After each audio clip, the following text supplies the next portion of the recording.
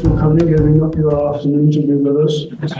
And especially, I think we are privileged today to have what a well-respected person in academia. And I know from speaking to other people in other universities, that our guest speaker, Richard Caplan, is very much respected figure in the universities. And we're very pleased to have you, Richard, and giving up your time, especially on a Saturday afternoon, to be with us. I'm very pleased to be here. So that's very good of you. Now, Richard is a professor of international relations in the Department of Politics and International Relations at the University of Oxford. His principal research interests are concerned with international organizations and conflict management, with a particular focus on post-conflict peace and state building. He has been a specialist advisor to the Select Committee on Foreign Affairs in the House of Commons, a research associate at the International Institute for Strategic Studies, editor of World Policy Journal, and deputy director of the Institute for War and Peace Reporting. He has served as a consultant in the UN Peacebuilding Support Office and a member of the World Economic Forum's Global Agenda Council on Fragile States. Now, there's a lot more on here. I could recite a book. I could be able to But also, Richard is the senior member of Oxford University's United Nations Association. That's the important thing.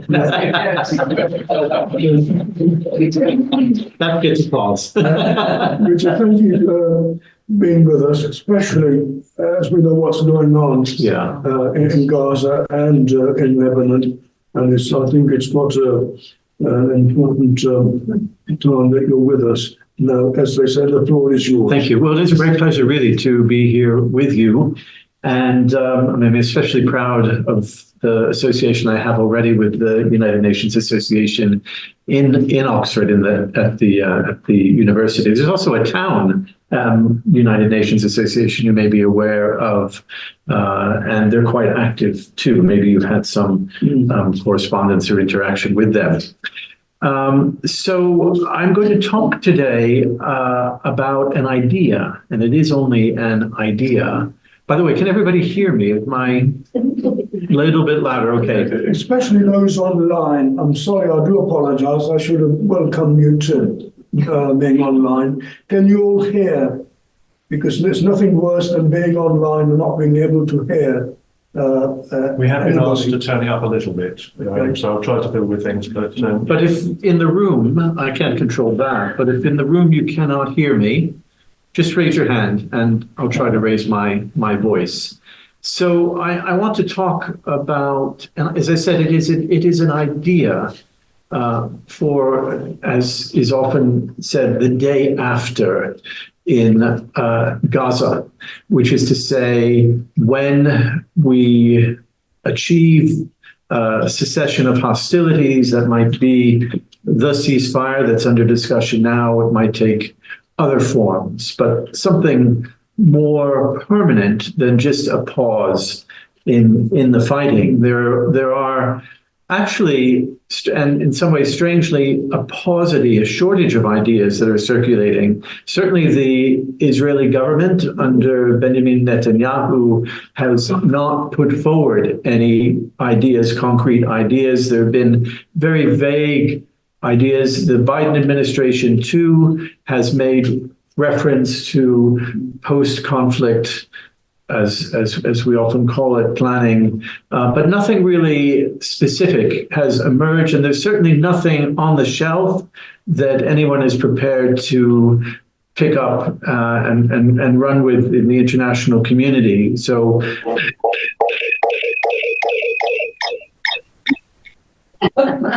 Muted. Okay. So this is, as I said, this is one idea.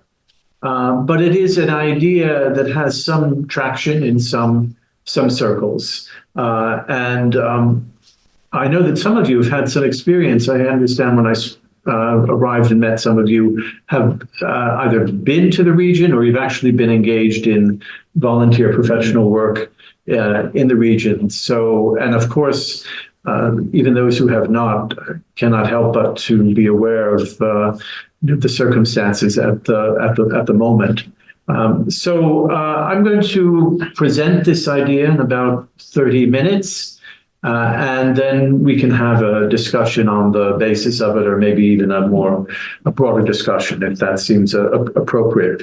So if I can have the next slide, and because I don't have a printout, need to see myself what it says. So I've called this a UN Transitional Authority. Sometimes it's referred to in the policy and scholarly literature as international territorial administrations. These are interchangeable terms, and I just thought it would be helpful to have a working definition with us. And I'll just read it. It says international transitional administration refers to the administration of a territory by an international body. It could be the United Nations. It has often been the United Nations in the past, but there are notable exceptions, and we can also talk about those. But for an interim period, so this is transitional, this is not meant to be permanent, thereby carrying out many of the functions that are normally the responsibility of a government. And I'll give you a few examples of that in just a moment, and you can see how in practice this definition has played out. Can I have the next slide? Yep. So as the international transitional authorities have normally or principally been employed for two purposes. The first is to administer a territory whose status is unclear. It might be because it's subject to rival claims. And as we'll see in a moment, that's been the case, for instance, with Kosovo declaring its independence and Serbia maintaining that it is a part of Serbia and not recognizing its independence. So in the past, where there have been other international territorial administrations, sometimes the purpose has been to administer the territory pending a resolution of that dispute, to reach a determination. And sometimes that's been on the basis of a judgment by a judicial body, by a court, for instance, the International Court of Justice, or by a popular referendum. But that's the first circumstance, and we'll talk about Kosovo in relation to that in a moment. But the second is to administer a territory that's incapable of governing itself, because it will, for various reasons, but one will be that because it has experienced conflict, and it has it no longer has the capacity to administer itself, to govern itself. Or it may be that the government that had been in place before is unacceptable. I mean, you can think about the occupation of territories, Germany, Japan, after World War II, where it would not have been acceptable to allow either the Nazis or the Japanese who were just conducted the war in the Pacific to continue to govern. So two reasons, either a sovereignty issue or a governance problem. And Kosovo, as I said, is an example of a sovereignty problem. So Kosovo was, depending on your view of its current status, an autonomous province within the Republic of Serbia, and Serbia, along with 5 other republics, constituted the Socialist Federal Republic of Yugoslavia. You will remember that Yugoslavia imploded in the late 80s, early 90s. The constituent republics each declared their independence and ultimately established their independence, but so did Kosovo, an Albanian majority province. About, at the time, 90% of the population was ethnic Albanian, and the balance was a mixture, mostly Serb, but there were other minorities as well. And the independence of Kosovo was not recognized at the time by the international community. And you'll recall that there were wars first in Slovenia in the north, and then Croatia, and then Bosnia and Herzegovina. And in the late 90s, it was looking as if the fighting would now spread to Kosovo, and there were negotiations to try to reach a settlement. A proposal was enhanced autonomy for Kosovo in Serbia. That was not acceptable to the parties. Actually, the Albanians were inclined to accept arrangements of this kind, but Serbia was not, and was issued an ultimatum, and NATO went to war. This was against a backdrop of rising hostilities, casualties, human rights violations, quite significant. And if you remember some of the more horrific aspects of the war in Bosnia and Herzegovina, in particular, I'm thinking about the massacre of tens of thousands of men and boys at Srebrenica. Well, the worry was that we could see a repetition of these horrors in Kosovo. And this was one reason why NATO country member states agreed unanimously, as they have to take action militarily to protect the population of Kosovo. Very controversial. As I said, it was accepted within and among the NATO member states, but internationally that was not the case. China was very unhappy with this. India was very unhappy with this. Russia was very unhappy with this. And indeed, what we would see later in Georgia and most recently in Ukraine, if you look at some of the things that Putin says, he remembers Kosovo and the unilateral use of force by NATO member states because it was not authorized by the UN Security Council. But that's another issue. When the Serb and Yugoslav forces were defeated, the security forces, and an interim, a transitional arrangement was established. In fact, in the next slide, known as UNMIK. It was the UN mission in Kosovo. And this was established, again, it was meant to be transitional, pending a settlement, a resolution of the conflict between Serbia and Kosovars, largely Kosovar Albanians. And it was an executive administration, meaning that the UN, together with the OSCE, NATO, the EU, as well as non-governmental organizations, all of them were responsible for the administration and the governance of this territory. And they were the de facto government. So they had responsibility, executive, legislative, judicial, in all domains, they had responsibility. So as I said, they were effectively a surrogate government. And this, again, was meant to be a temporary solution, an interim arrangement pending a resolution of the problem. But the difficulty was that the Albanians grew impatient with irresolution because they were not making progress towards a settlement. And in 2008, they declared independence unilaterally. And they now inhabit a kind of limbo.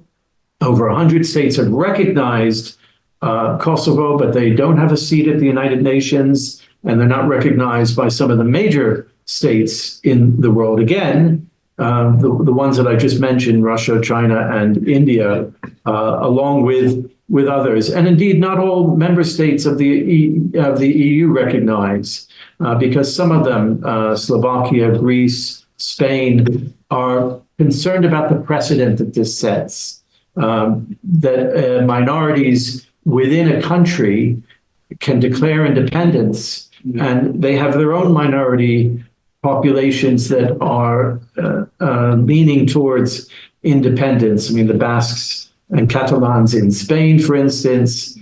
So they are not willing to recognize yet. This is not a unified position of the EU. But as I said, it was the impatience the Kosovo Albanians were experiencing that led them to declare independence. And so they have achieved recognition. Large numbers of states recognize, but they don't have the status that a fully fledged state has, if I could put it that way. And actually, it's a parallel to Palestine, because similarly, Palestine does have an observer status at the UN, but it's not a voting member of the UN. It has attracted recognition from large numbers of states, but again, not all states, and indeed not some of the leading states of the world, including the United States and the UK. So in a sense, there's a certain parallel there. But the important thing is that for a period of time, including to a degree to this day, even with independence, there is an international presence in Kosovo. But for a period of time leading up to and a little bit beyond independence, it was administered by the UN and the lead, but with the support of these other organizations, slowly devolving authority and responsibility to the Kosovars. So they gradually began to assume responsibility for governance, for administration, and the idea was that they would ultimately take on full responsibility. But there continues to be oversight and this is led largely now by the EU, by an operation known as IISS. But the UN is still there, actually in a very small way, but it has diminished in size quite significantly. So that's Kosovo, and that's an example, as I said, of a sovereignty problem where there are rival claims. Serbia still maintains that Kosovo is a part of Serbia, will not recognize Kosovo, and on the other hand, Kosovo has maintained that it is now independent. And if I could have the next slide. Another example of an executive international administration is East Timor. And this case illustrates the other class of administrations, international interim administrations. And that's when there's a governance problem. And when there's a governance problem, local actors may either be considered incapable of governing the territory, either because they lack the requisite practical competences, or because there may be concern, international and or domestic, that local actors will not exercise their governmental powers in a manner consistent with norms of good governance, however those may be construed. And again, you can see, parallels to the concerns about Hamas running Kosovo, Gaza the day after. And in this case, East Timor was a former Portuguese colony. When the Carnation Revolution came in 1975 and overthrew the military dictatorship in Portugal, Portuguese colonies around the world declared their independence. And at this time, Indonesia, neighboring country, invaded and occupied and claimed for itself East Timor. Indeed, it argued this is part of the process of decolonization. It belongs to us. It should not have been occupied by Portugal. It is a part of Indonesia. So Timorese, for a very long time, fought a resistance. They engaged in resistance with the Indonesian authorities. Ultimately, partly to do with changes in the Indonesian government, with opening for dialogue and democracy. There was a willingness to entertain the possibility of change status for Timor, and they agreed to hold a referendum, effectively a referendum on either incorporation into Indonesia legally, formally, or independence. And there was overwhelming support for independence by the Timorese, but there was a reaction from Indonesian-backed militia and arguably Indonesia itself, who conducted a scorched earth policy and really devastated this very tiny country, this tiny territory. And having been under Indonesian occupation for so long anyway, they did not have lawyers, technical experts. They simply didn't have the skills. So the UN came in with an agreement to administer the territory for a period of time, but with a clear objective in this case, and that was to achieve independence. So there was no uncertainty about where ultimately Timor's future would lie. It would lie as an independent state, which it achieved in 2001. So in a few short years after the administration was established there in 1999. So if I can have the next slide, I just want to show you, because, and I don't feel you have to read this. Indeed, the whole point that I'm trying to convey, this is a kind of an organogram, an organizational chart. It shows you at a particular early stage in the administration of Timor what the structure was. Most of these positions are occupied by internationals. The cabinet, which spans across, is a mixture. So this is already a point where they were beginning to devolve some of the authority to the Timorese. But if you were able to read these, you would see it covers all aspects of governance and administration of the territory. Absolutely everything that a state needs to be concerned about. This is your cabinet, policing and internal security, justice, constitutional affairs, finance, foreign affairs, infrastructure, economic affairs, social affairs. Indeed, it's a rather small cabinet compared with most countries, but it covers the wide range of areas of concern that a government would have.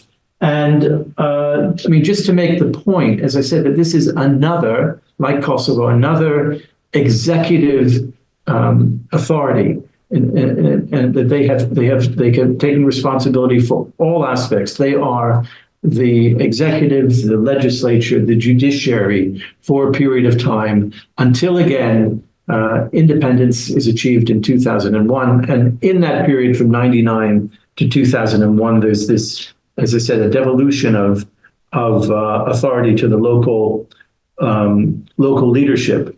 There have been, if I can have the next slide, other examples of, these are UN transitional administrations going back to 1960, the UN operation in Congo when Belgium withdrew from the territory and there was civil war, and the UN came in initially very soon after the establishment of independence of Congo to help administer the territory. And it is in some ways a precursor to the two examples that I just showed you. A very, very ambitious early operation in the 1960s to administer the territory. And they brought in, again, specialists in all areas, because again, this was a colony which had been administered by Belgian colonial administrators, and there had been no effort made in that time to train the Congolese and to prepare them for independence. Instead, there was a rather abrupt withdrawal of the Belgians, who continued to meddle, for that matter, in the affairs of the independent state, and because they had particular economic interests there. And so the Congolese were completely unprepared, and the UN stepped in to help them. West Guinea, as it was, a Dutch colonial possession, which Indonesia also claimed for itself, was administered for a brief period of time by the UN, and then a referendum held, and the territory became a part of Indonesia. Cambodia, which you will recall was governed by the Khmer Rouge, a very bloody genocidal regime in the 1970s, and with their defeat following the invasion of Vietnam, the territory was, for a period of time, supervised. So it didn't have the full extent of authority as the other examples that I gave you, but supervised for an interim period, pending assumption of full responsibility by the Cambodians. And Eastern Slavonia, a part of Croatia that was Serb-occupied again during the wars that I mentioned of Yugoslav dissolution,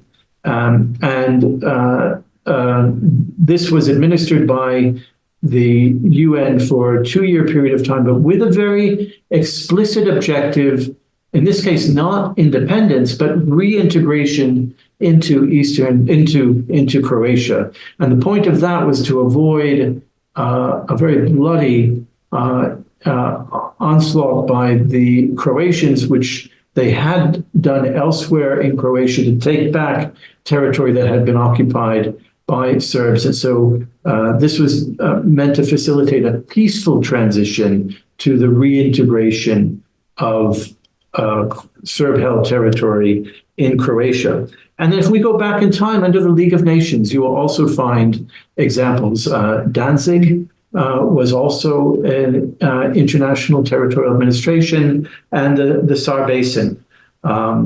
And the UN is not the only organization, as I said earlier, that has authorized the establishment of international territorial administrations. The Office of the High Representative of Bosnia and Herzegovina, which is a sui generis, a unique institution created only for the purpose of administering the territory of Bosnia and Herzegovina, again, following the cessation of hostilities in that former Republic of Yugoslavia, which saw some of the worst fighting in the region.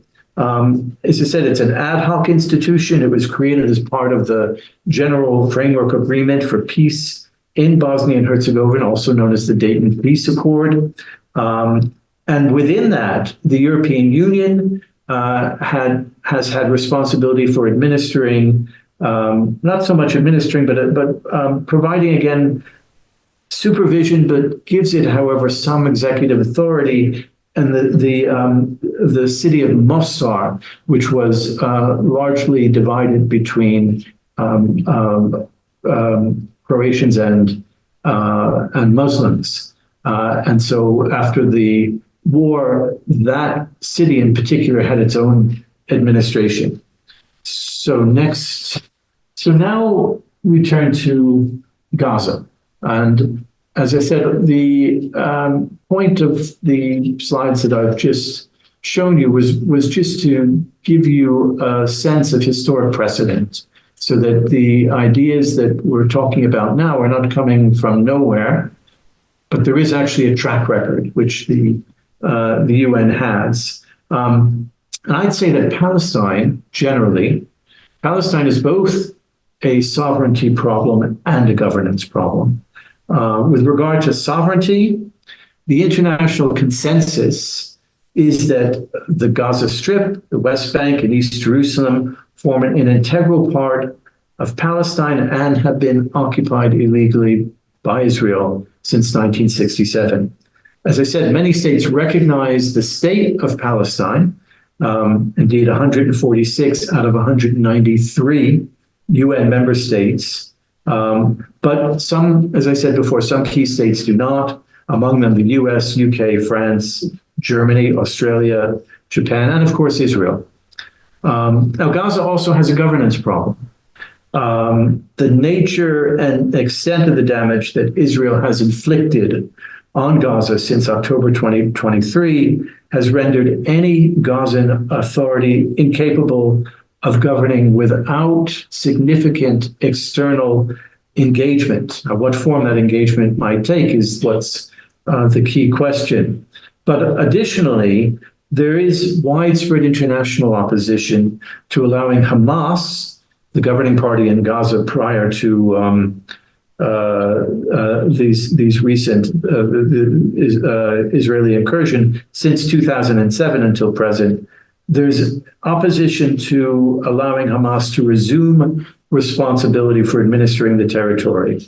But at the same time, the Palestinian Authority, which is the recognized authority by most of the international community and exerts its influence in the West Bank, it's arguably not in a position to assume this responsibility either. The leadership is considered to be corrupt, and also there have not been elections for a very long time, so not thought to be representative either. And all polls indicate that among the Palestinians that there is very little support for the PA, for the Palestinian Authority. So, and they would not have a mandate to administer, and also it's deeply problematic if they're to come in, as we say sometimes, on the back of the tanks of the Israelis. It will look as if they are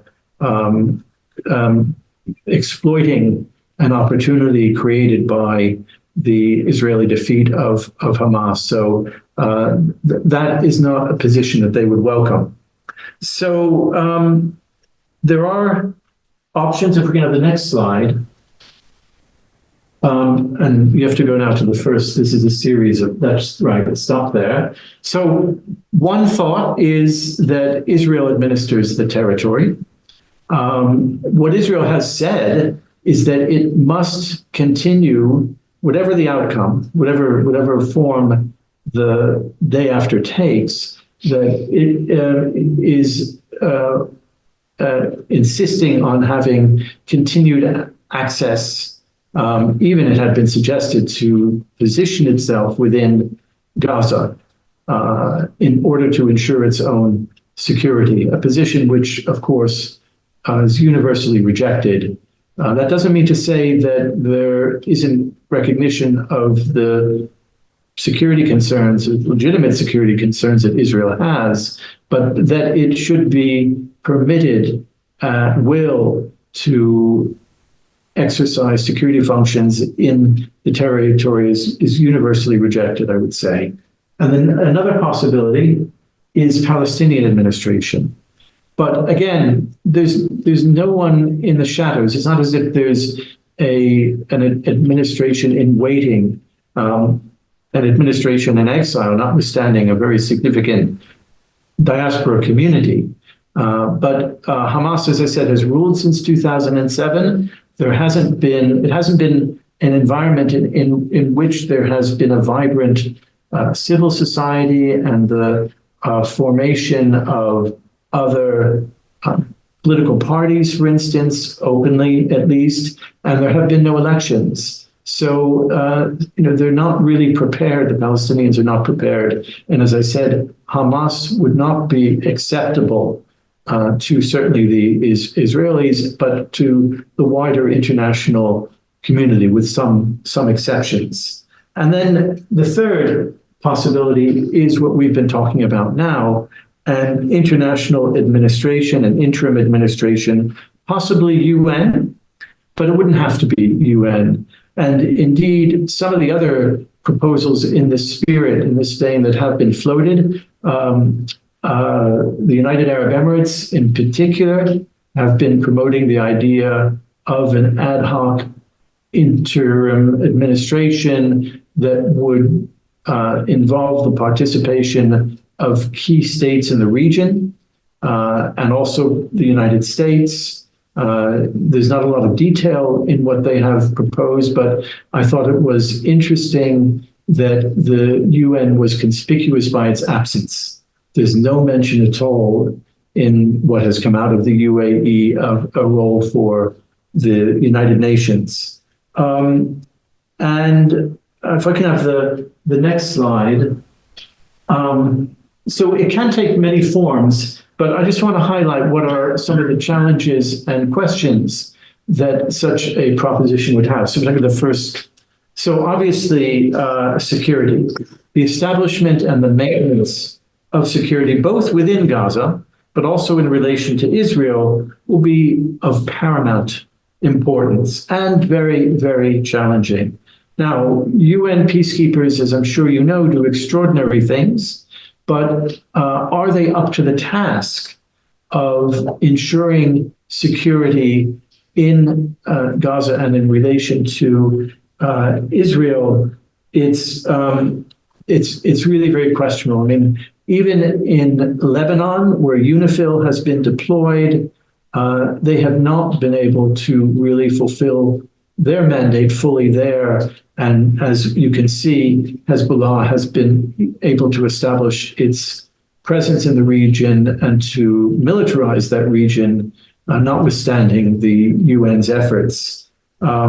So it has been suggested, including by the former Israeli Prime Minister Ehud Olmert, and also the former U.S. ambassador to Israel, Martin Indyk, it's been suggested that forces could be drawn from NATO member states, maybe supplemented by special forces, bearing in mind, again, the degree of difficulty that maintaining security presents. And NATO has done work of this kind. It has been effective in keeping the peace in the territorial administration of Bosnia and Herzegovina and in Kosovo. And in keeping with the UAE proposal, it could also include regional forces. And an international security force would also have to be responsible for overseeing or conducting the disarmament of local militia. This is, by the way, what the peacekeepers in UNIFIL did not want to do and did not accept to do, because they did not want to be having to confront Hezbollah and forcibly disarm them. And this would be, again, another very, very challenging task. But it would be necessary, as well as creating and training a local police force that would be respectful of human rights and the rule of law, for which the UN actually does have quite a lot of relevant experience. So on that score, I think that that's a possibility. The next challenge, of course, is reconstruction. I don't know whether you have seen some of the visuals. By the way, the New York Times, if you get access to it, has done extraordinary reporting, all of it from afar, by the way, because Israel has prevented media coverage inside the territory of Gaza. So a lot of the reporting that we're getting is either from individuals who are able to access inside the territory, able to access channels of communication, or there have been occasional visits the Israelis have permitted, but of course, those have been very highly choreographed, if you will. But the New York Times, this is now some months ago, I guess using satellite imagery, was able to show you what a relatively affluent neighborhood in North Gaza had looked like before the war and what it now looked like, street by street, and absolutely devastated. And this, of course, is the pattern throughout the territory. So reconstruction is going to be a huge challenge. Also, by the way, an opportunity, I should say, because Gaza, of course, was never developed according to a well-designed plan. And there are certain features of Gaza as it existed before that were not, I would say, favorable to the Gazans. Huge dependence on Israel for provision of energy, for instance. But now there would be an opportunity to rethink a lot of fundamental aspects of the administration of Gaza. And just as Israel has actually led the world in desalination and to a degree, also solar. This is an opportunity for Gaza to rethink these two critical aspects of life in the territory, and maybe to wean itself to a degree off of dependence on Israel. There's also very significant natural gas reserves off the Gazan coast, just as there are off of Israel, and which Israel has been exploiting to its benefit. And it's one of the reasons why it has been able to reduce its own dependence on coal and other carbon emitting. Natural gas also has problems, but not, it's cleaner. So the question, of course, is who's going to pay for all this? But I do think that if we get to that stage, and certainly this can't go on indefinitely, I do think that there's certainly an expectation that Gulf states will step up. And Saudi Arabia has made it very, very clear they are not willing to participate unless there's a very clear map, a path to independence and recognition of Palestine alongside Israel. So I'll get onto that in just a moment, and I'm just wrapping up. The next point is governance. And as I said earlier, there are various forms, various degrees of exercise of authority, heavy, light being really more supervision. And clearly there would have to be, even if it is heavy at the outset, there has to be a plan to devolve responsibility to the Gazans themselves. What any international administration cannot appear to be is another occupation force. They've had enough of occupation, and it is at a risk that the UN will appear to be the successor to the Israelis, even though the Israelis withdrew. They were still and have still really been in control in many important respects of the territory, certainly access to the territory and freedom of movement for the Gazans. So that's something that the UN is going to be very vulnerable with respect to. And then I mentioned just now a political horizon, the importance of clarity about the political horizon. As I said, for East Timor, it was very clear independence. For Eastern Slavonia, it was very clear reintegration of that territory into Croatia. So the reestablishment of Croatian sovereignty over Eastern Slavonia. Kosovo, it was not clear. And there was talk about maybe there would be a referendum, but because of the lack of clarity and no political horizon, there was growing frustration, which resulted in violent unrest across the territory in 2004. And it is for that reason that a few years later, Kosovo would declare its independence unilaterally. This was not coordinated with the international community, but the international community begrudgingly accepted. There was no alternative. Everybody knew you couldn't put the genie back in the bottle. There was no way that Kosovo Albanians were going to accept to be subject to Serbian sovereignty. But the lesson here is that any interim administration has to be working towards a clear political future, even if the details need to be worked out in the case of Gaza. And as I said, there's a general consensus outside of Israel, of course, that this needs to be a sovereign Palestinian state living side by side in peace and security within secure and recognized borders with Israel. And then the last point is the whole question, of course, of Gaza in relation to the West Bank, East Jerusalem, and the Palestinian Authority.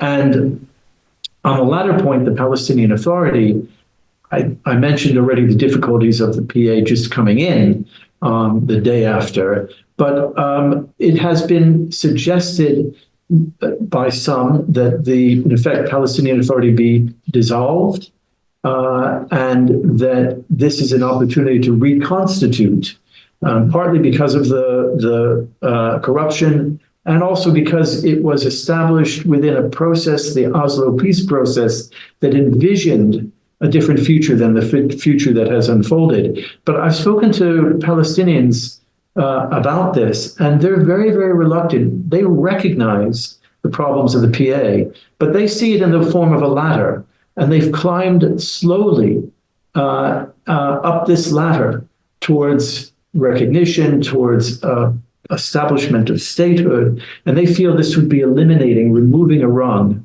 they fought very, very hard to establish. So they want to, many of them hold on to the PA, but they want it to be very significantly reformed. But I don't think that there's a Palestinian person who would say, Gaza alone is sufficient. And you have been no doubt following what's been happening in the West Bank with the violence, settler-led violence, in particular, the attacks on West Bank Palestinians, the forced removal, forced migration of Palestinians, and there is no willingness to relinquish the claim of these territories and also East Jerusalem for Palestinian sovereignty. So the last question probably on your minds is how likely is a UN administration? I did mention the UAE proposal. It's in the same vein. However, it doesn't mention the UN. That doesn't mean to say that they're averse to the UN, but it's not there. And we know from past experience that the UN is indeed capable of doing many things: the provision of humanitarian assistance, the resettlement of refugees and internally displaced persons, the performance of basic civil administrative functions, the development of local political institutions, the holding of elections, economic reconstruction development. All of these things it has done varying degrees of success. However, it has to be said, there is very little appetite within the UN at this moment for taking on such a huge responsibility. Now, it's not for the UN Secretariat itself to decide. If you will, they do the bidding of the member states and key member states in particular, but all of this is also taking place against a backdrop of polarization and fragmentation in the international order. And it is not clear if there would be sufficient consensus among especially the permanent 5 members. And then, of course, there's the whole question of Israel, to what extent that they would be willing to accept. Netanyahu has made it very clear that he will not accept the formation, the establishment of a sovereign Palestinian state. But Israelis may come to appreciate that he is, as many of them do already, obviously an obstacle to peace and not a guarantor of peace for them. But also, if you've seen surveys of Israelis in view of the horrific experience that they went through on October 7th and the trauma that is still with them, they take a very dim view about the prospect.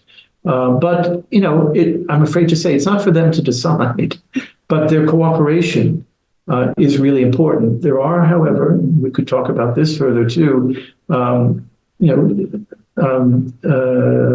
incentives and disincentives that can be used to bring, arguably, possibly, Israel on board. So I've spoken longer than I intended, but I'll leave it at that, and I'm very open to questions and comments that you might have. Yeah. Thank you.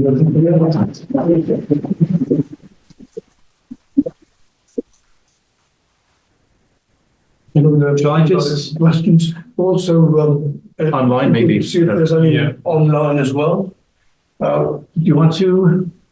Yes, Steve? Yeah, I'm Stephen Crooks. I've worked in the Middle East. I recently volunteered in Jordan in 2023. I know the region reasonably well and a lot of people. You haven't mentioned Iran. They are the biggest puppet master behind all of this. And in fact, they were the ones who incited the attack in October on Israel to block the Saudis making peace with Israel. They've achieved their aim. And without Iran's involvement, you won't get anything from Hamas, Hezbollah, Houthis, Israel, anybody. And this is really a war between Israel and Iran, which has been brewing since the Ayatollah Khamenei came to power in 1977. So I think dreaming of an end of hostilities in Gaza, it can't be a reality without Iran. Well, I think it's a very fluid situation. I mean, as we see right now, what's happening with the Israeli response to Hezbollah. And even with Saudi Arabia, I mean, Saudi Arabia, yes, was moving towards normalization, we think, the relations with Israel. But these events have reinforced what has always been their official position, which is that they would not recognize Israel unless and until Israel recognized a Palestinian state, or at least until there was established a Palestinian state. So I certainly take your point. I think that Iran is a factor in the dynamics in the region without question. I guess the question is the extent to which movement forward, if I can call it that, can be achieved without Iranian buy-in. And I'm optimistic that there is scope for doing things without Iran, if only because I think there are ways in which Iran's influence can be contained, at least with respect to some of the things that we're talking about. But that's probably the topic of another meeting. Jason, is anybody? No. Doesn't seem to be. Anybody with a question or comment online? No. You can raise your hand or just unmute and ask a question. Or more from the Unless you've got any more from the floor. audience. Yes. I'm Bob Crowther. You mentioned some of the issues that militate against forming a way forward, and I was just thinking that two of those which we need to consider and haven't had much discussion lately are the Israeli occupation in the West Bank, most of the area really, and the very militant settler movement. And so, and then the other one I was thinking of was the right of return for refugees to Palestine, of which there are, I don't know how many, which obviously they're descendants of refugees. And my question really is, in order to move forward, would a sort of consensus on how these critical things could be resolved as so the people concerned, the parties concerned, could have a vision of what they were going towards, if not in absolute detail. Does that need to happen before you could get some interim arrangement, or do you just try and have an interim arrangement with all the parties having very diverse views of what they're trying to achieve? So this proposal is obviously not comprehensive in that it doesn't address these very important questions that continue to haunt, undermine peaceful relations in the region. But what I think, two things. One is that something has to be done in the short term. There have to be some arrangements in the short term. The time that it may take to resolve these other issues is time that Gaza cannot, you can't put it to one side pending resolution. And I think that the trick, it's not, I mean, what I think we'll see is that there'll be statements to the effect that no arrangement is prejudicial with respect to the resolution of these other, or the outcome of other negotiations. There might be a commitment to engaging over these other issues. And I think that the precedent for that was really, again, Kosovo, where when the interim administration was established, the resolutions, the UN Security Council resolution, were full of language to that effect, that it respects the territorial integrity and the sovereign independence of Serbia, while at the same time there were nods towards the will of the people, and these were sort of irreconcilable. Well, you could say they were in tension, at least, these two positions, but they said that there were constant affirmations of the fact that nothing would be done that would be prejudicial to an outcome there either. And they lived with that. And that was a way of moving forward on some things without ultimately moving forward on other things. Although, as I said, the unilateral declaration of independence sort of accelerated the process somewhat, but it hasn't solved it in its entirety. So I don't deny that these are absolutely critical. And I don't think, as I said, that Palestinians would be willing to give up on either. They're not going to turn their backs on their brethren in the West Bank. But I think that they would see it as a step towards, even though, as again, certainly the religious right, the more right wing in Israel would not see it that way if there were to be such an administration. But you can entertain both possibilities, I think, for a period while still doing something about Gaza. And I should have said also, this idea is no silver bullet.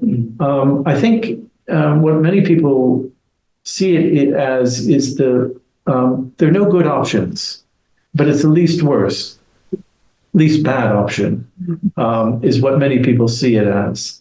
I'm talking about the administration, not the best thing there could be, but what is the best? What is the alternative?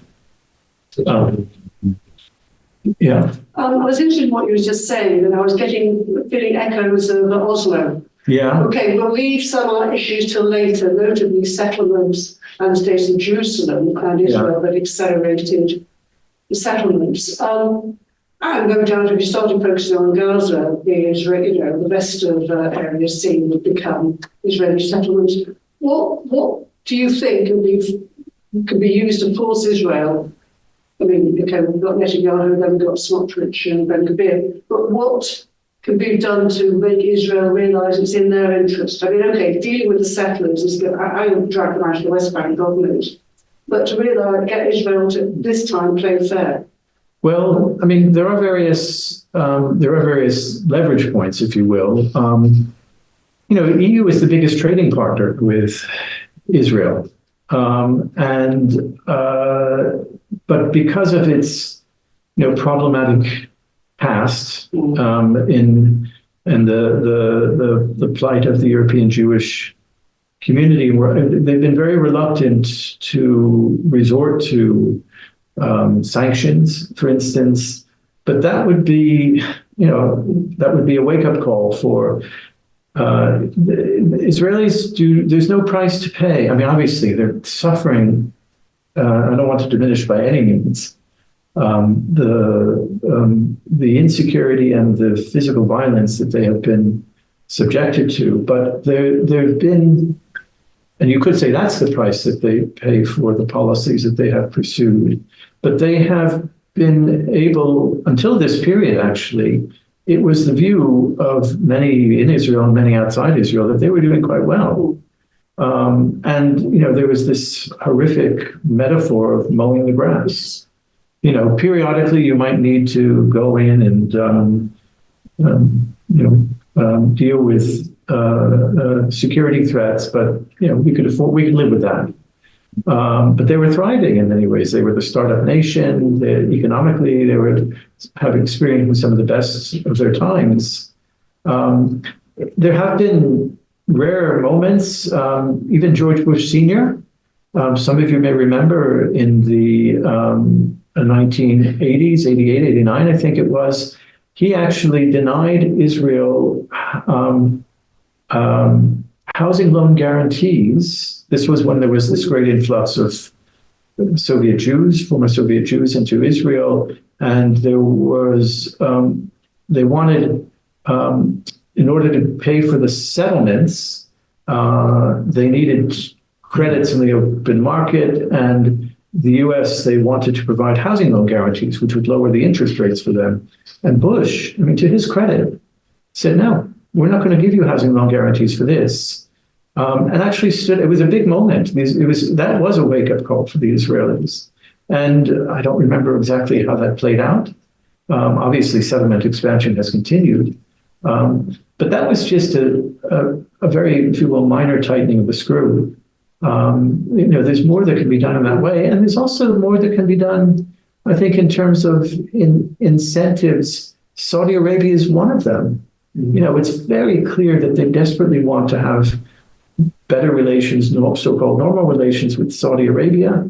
And I remember speaking to a former quite senior US official engaged in diplomacy in the Middle East when the UAE was entering into normal relations with Israel. And I said, they've thrown away the card that they could have held. And he said, no, that's not true. His view was that they can always walk back from it, if things go badly. And I said, I think that's very unlikely to happen. Once you've established, you can temporarily suspend relations, but they're not going to tear up the accord. It's interesting that I heard these, I think it was the Saudi ambassador to the UK did an interview on the Today programme this week. It's quite clear that unless there's a, two-state solution, then all that stuff that was possible is now off the table. Yeah, so that's really strong. That's an incentive for Israelis, who want, and there's a lot that comes with it. It's not just, it's also in terms of security, it's a way of enhancing security for Israel, for Saudi Arabia too. So, I think there's a combination of incentives and disincentives that are available. Before there's some questions from online. Oh, okay. Tricia. People waking up, warming up. Some of them may be covering areas that we've covered a little bit, but first question is Iran still totally opposed to the existence of Israel, or have they shown any interest in a two-state solution? And then second one is, what would happen to all the illegal Israeli settlers in the West Bank? We've kind of touched on that a little bit, but maybe I haven't got a full answer. And then there's a question about, are there any roles for the ICJ, which is the International Court of Justice, and the ICC, Criminal Court, not the Cooking Council. So are there any roles for those two in reaching this interim solution? So Iran and the... So this is outside my area of expertise. I'm not aware that Iran has made any sign of willingness to recognize Israel, first of all, and to enter diplomatic relations with Israel, or to accept a two-state solution. As I understand, correct me if I'm wrong, they're committed to the destruction of Israel. Similarly, there have been various proposals floated, and again, this is taking us outside of Gaza, for the settlers in the West Bank. There have been talks of territorial swaps, that removing some settlers, allowing some to remain, in exchange for which there would be concessions, territorial concessions made in the north of Israel to Palestine. That was even incorporated into some of the formal proposals in negotiations between Israelis and Palestinians that were led by the U.S. There's also, I don't know if any of you are familiar with just came to my attention recently, Land for All. Does that mean anything to anybody? The idea of creating, is it, yes, Teller? Teller. Might be. But two states, Israel, Palestine,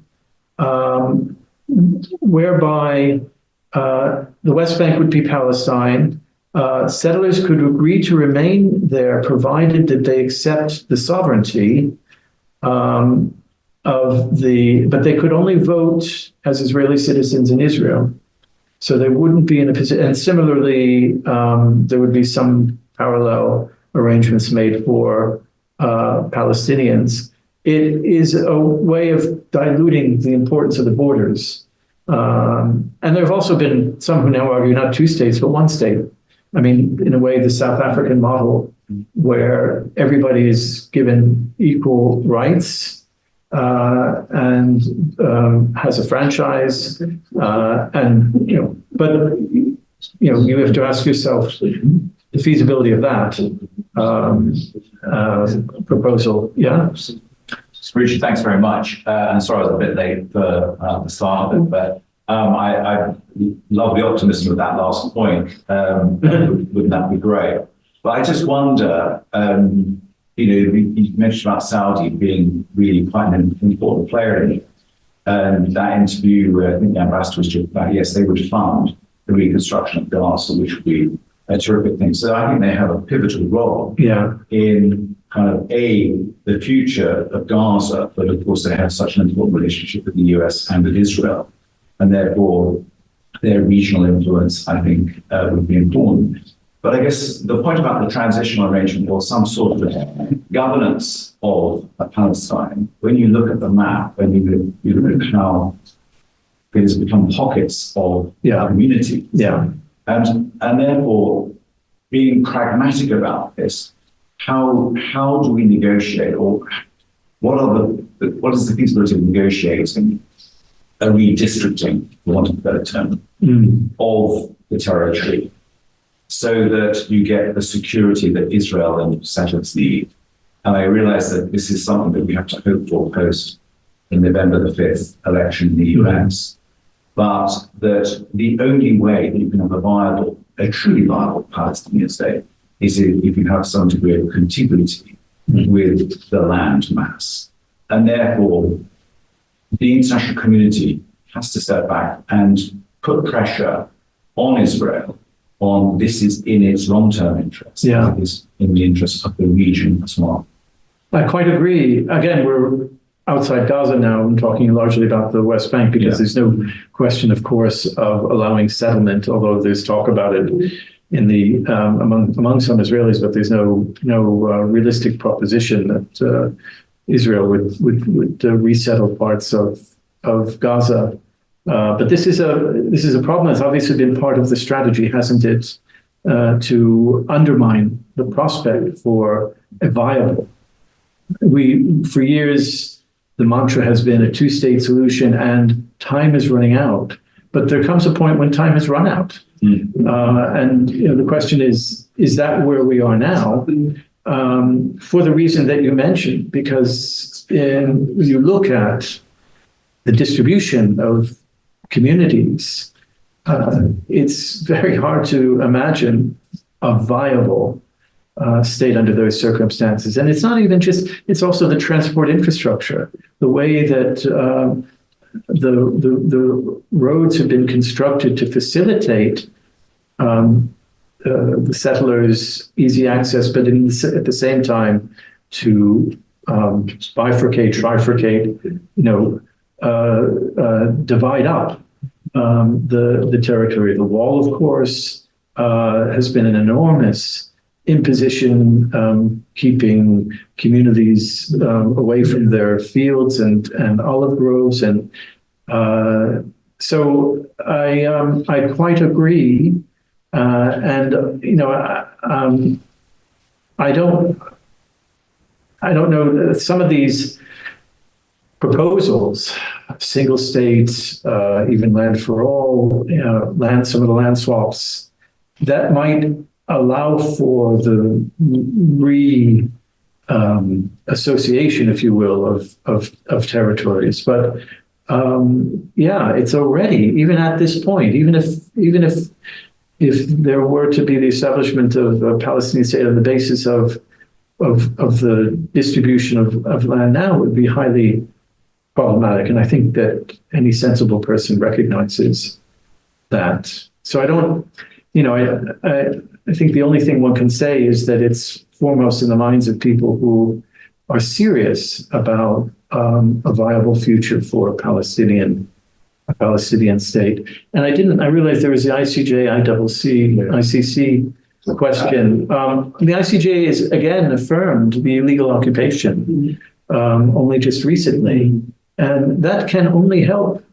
We're talking about, you know, what can people do? Well, this is where, you know, if there wasn't already strong legal justification for attaching conditions to relations with Israel, to various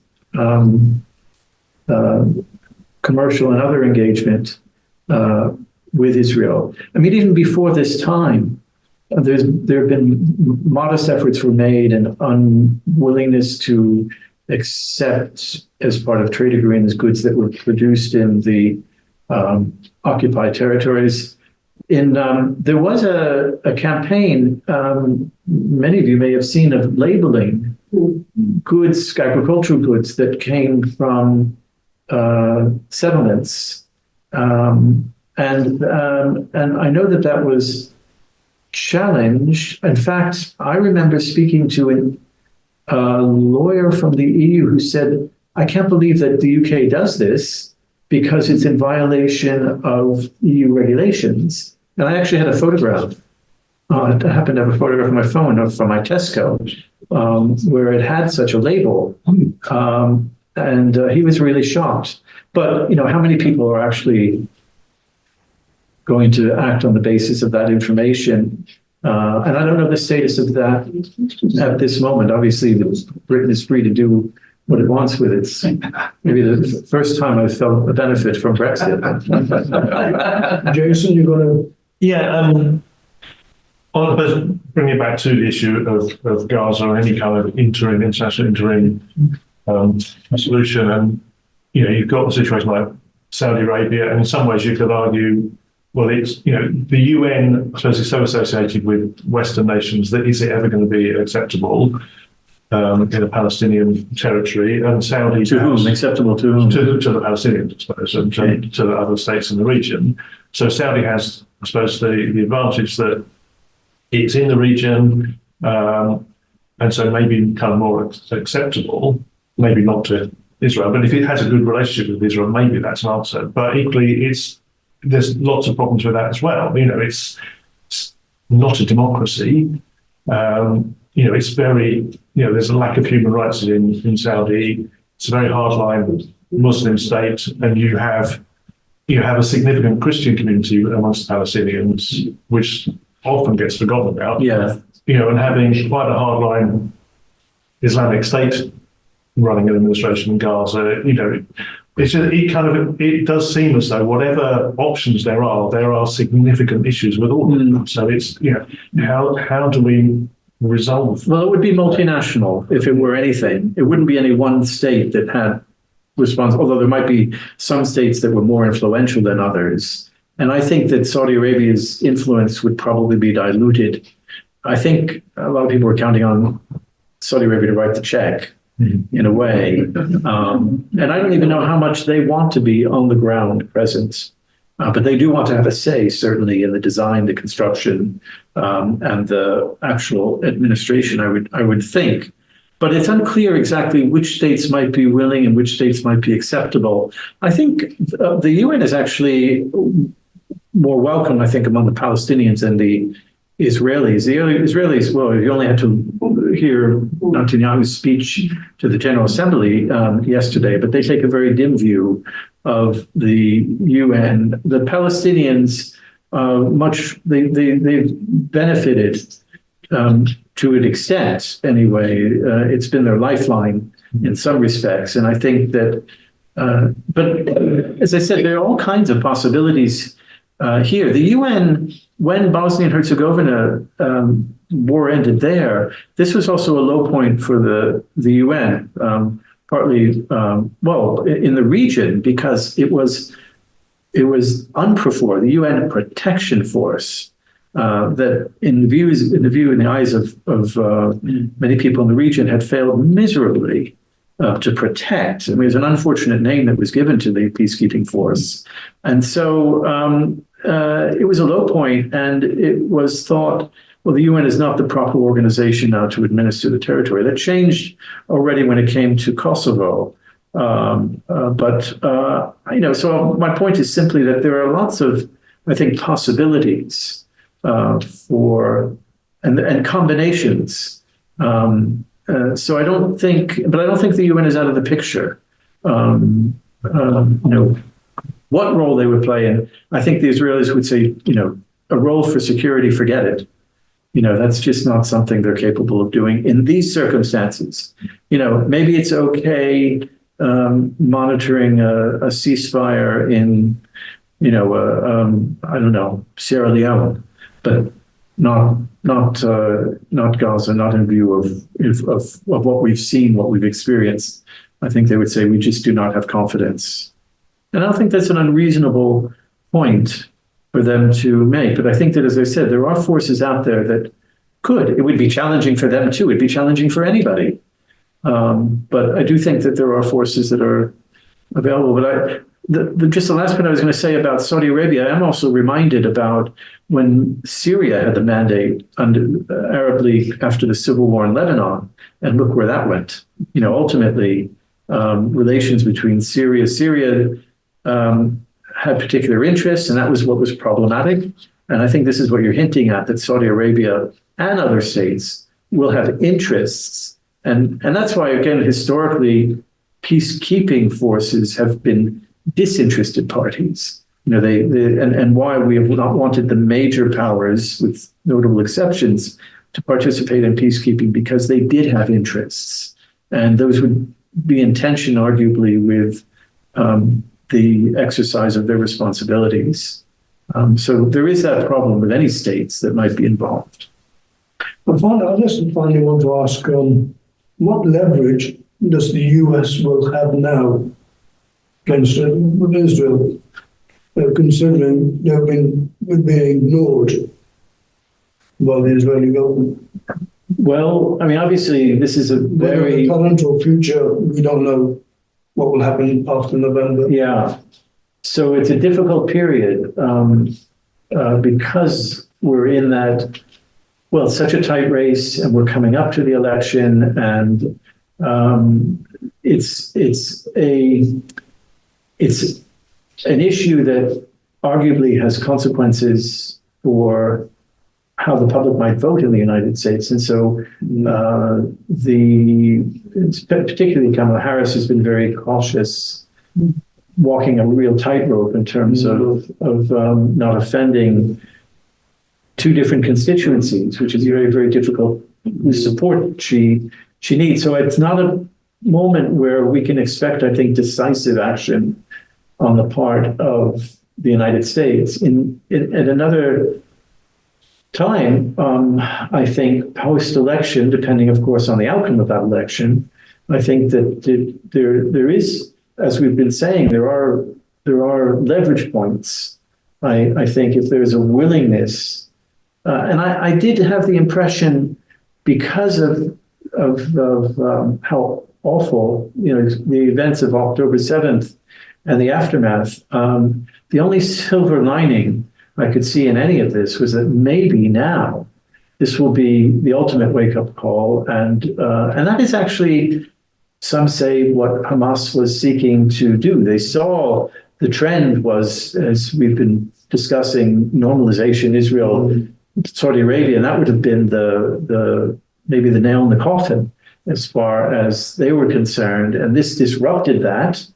And it was thought that, well, maybe as a consequence, the horrible things that have happened, maybe the international community and key regional players will be mobilized to finally do something rather than to simply chant the mantra they've chanted for so many years about the necessity of a two-state solution. And but I don't know.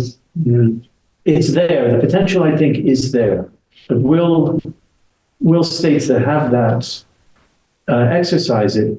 The new government here has taken some steps. They have allowed the ICC prosecutor to go forward with requests. I don't know where that stands and why it's taking so long for the ICC to issue warrants for the arrest of the remaining Hamas one and Netanyahu and the defense minister. Also the suspension of the permits on some of the weapons that they transfer, a very small number. It was symbolic, certainly. And then the recognition, Ireland, Sweden, and the third state? Spain, thank you, of Palestine. I mean, there is a sense that things were maybe moving, but that's happened before in the past as well, and plateau and fizzle out. Well, we're there. So, sorry, time's moving on. I had the choice of leaving you on a pessimistic note, optimistic note, or a naive note. I'm not sure where I ended with all this.